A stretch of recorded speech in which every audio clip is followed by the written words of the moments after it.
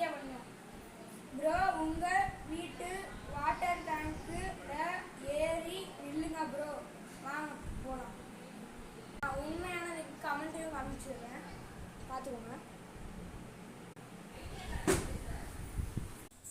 வாங்க மிஸ்டர் கேட்டை திறக்கலாம்.